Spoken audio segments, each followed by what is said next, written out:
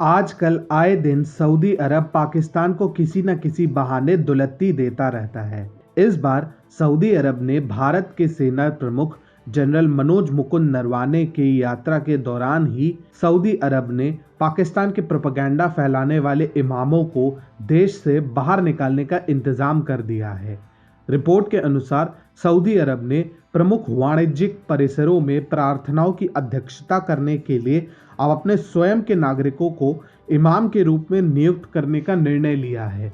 Saudi के इस्लामी मामलों के मंत्रालय ने प्रमुख वाणिज्यिक संगठनों के प्रार्थना हॉल में इमाम और मुअज्जिन की नौकरी के लिए पूरी तरह से सऊदी अरब के लोगों की नियुक्ति करने की योजना पर काम कर रहे हैं।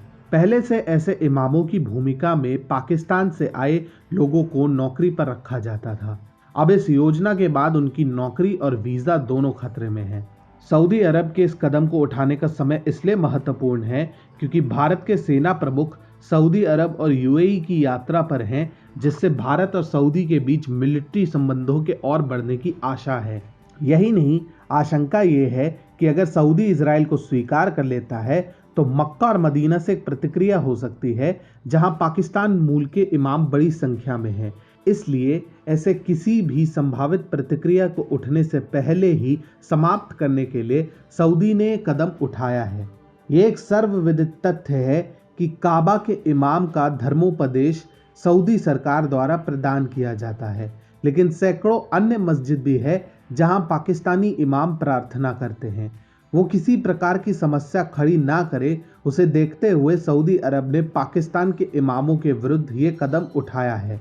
वास्तव में ये कदम सऊदी अरब में नौकरी कर रहे 1 लाख से अधिक पाकिस्तानी मुसलमानों के लिए भी है कि अगर उन्होंने सऊदी अरब के विरुद्ध किसी भी तरह का प्रोपेगेंडा किया तो उन्हें भी देश से बाहर करने में समय नहीं लगाया जाएगा। ये विडंबना ही है कि खाड़ी के इस्लामिक देश पाकिस्तान को इस तरह से दुलत्ती दे रहे हैं। कुछ ही दिनों पहले यूएई ने 3000 से ज्यादा पाकिस्तानियों के नौकरी वीजा रद्द कर दिए हैं। ये पाकिस्तान की आदतों के कारण ही किया जा रहा है।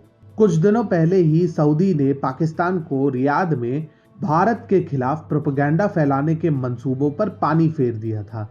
रियाद में मौजूद पाकिस्तान का दूतावास 27 अक्टूबर को कश्मीर के मुद्दे पर काले दिवस मनाने की तैयारी कर रहा था।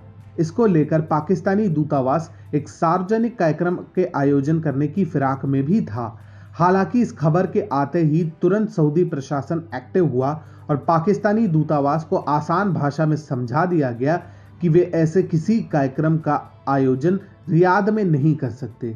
अब भारत की सेना प्रमुख की यात्रा के दौरान ही इस तरह से पाकिस्तानी इमामों के विरुद्ध एक्शन पाकिस्तान की सऊदी में घटती साख को भी दर्शाता है। अब सऊदी अरब पाकिस्तान को कोई भाव नहीं देना चाहता। इजराइल के साथ संबंध वापस शुरू होने जिसकी बहुत हद तक उम्मीद की जा रही है और भारत के साथ रिश्ते मजबूत होने के बाद पाकिस्तान की वैसे भी कोई ज़रूरत नहीं रह जाएगी।